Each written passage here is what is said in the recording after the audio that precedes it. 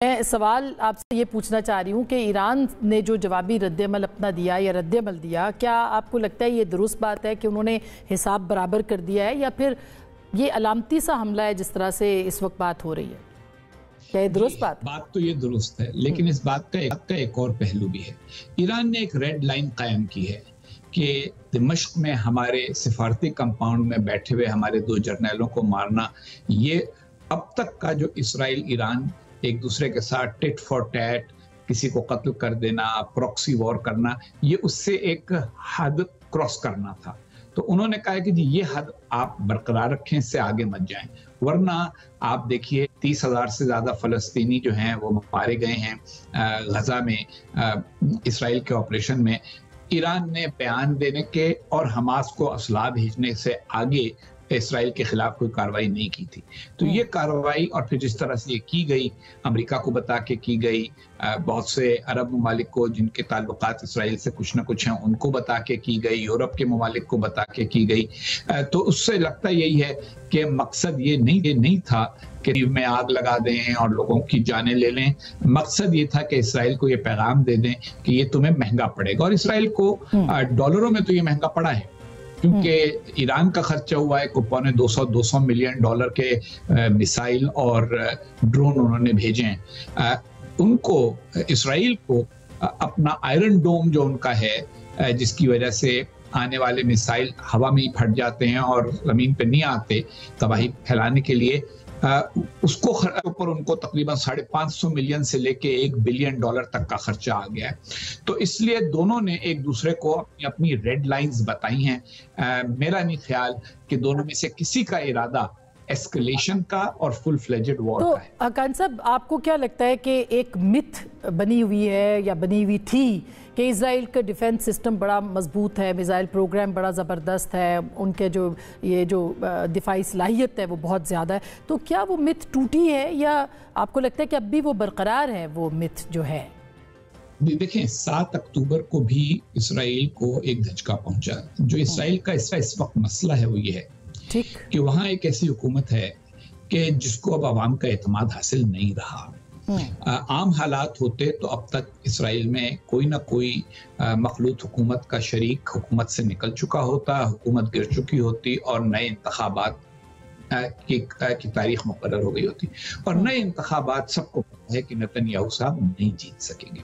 Netanyahu साहब ने इस बार बड़े ही एक्सट्रीमिस्ट अनासिर के साथ मिलकर हुकूमत बनाई है, और उसको बरकरार रखना उनके लिए इसलिए जरूरी है कि उनके ऊपर बाज मुकदमात हैं जिनसे उनको उस वक्त तक इम्यूनिटी है जब तक वो वज़ीर आज़म है। तो उन्होंने अपनी जात को तरजीह दे दी है। उसके नतीजे में इसराइल की सिक्योरिटी को यकीनन नुकसान हुआ है। उनकी सारी इंटेलिजेंस उन्होंने एक दूसरी तरफ लगाई हुई थी, मगरबी किनारे के ऊपर लगाई हुई थी, दरियाए उर्दन के, और गजा से हमला हो गया 7 अक्टूबर को। इसी तरह से इस बार भी उन्होंने थोड़ा सा लाइटली लिया।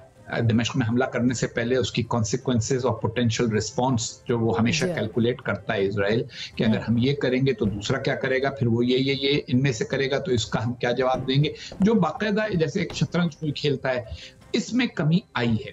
लेकिन जो टेक्निकल कैपेबिलिटीज हैं इसराइल की, वो अपनी जगह कायम है।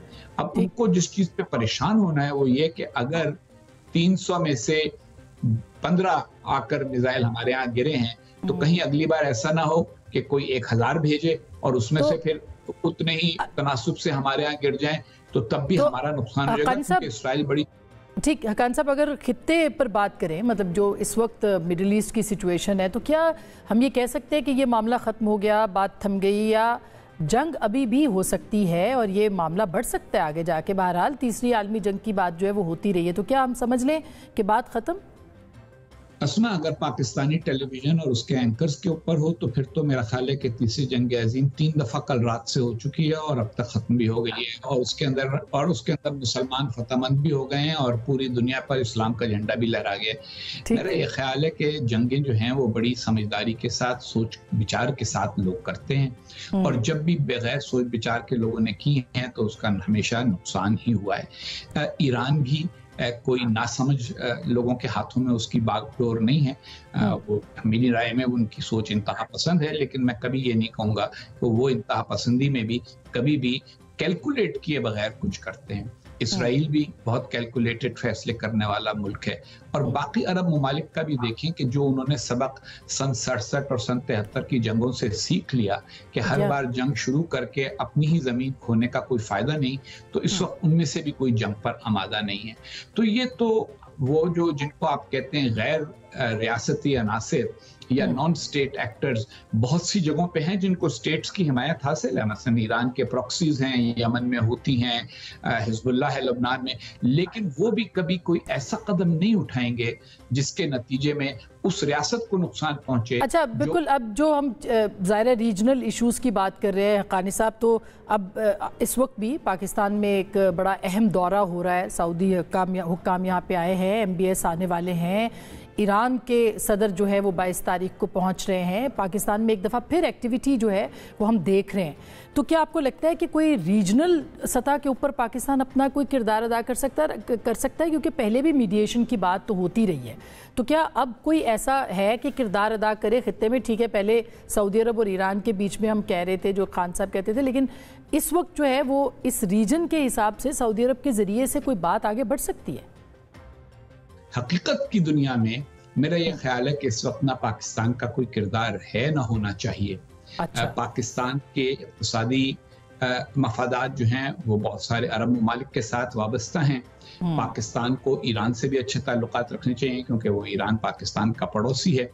दूसरी तरफ पाकिस्तान की जो सिक्योरिटी चैलेंजेस हैं नॉन स्टेट एक्टर्स की जानिब से, TTP की जानिब से, तालिबान के साथ बिगड़े हुए ताल्लुकात की वजह से, भारत के साथ मुस्तकिल बुरे ताल्लुकात की वजह से, उनका उस तनाजुर में पाकिस्तान को मशरिक़ वुस्ता के तनाज़ात में न टांग अड़ाने की जरूरत है, न उसमें दखल देने की जरूरत है। हमारे यहाँ एक जज्बाती फजा जरूर है, लेकिन मैं आपको अपनी जाती जिंदगी की कहानी सुनाऊं। मैं 10-11 साल का था जब जमाल अब्दुल नासिर हीरो थे हमारे, और उस वक्त उन्होंने जंग शुरू की।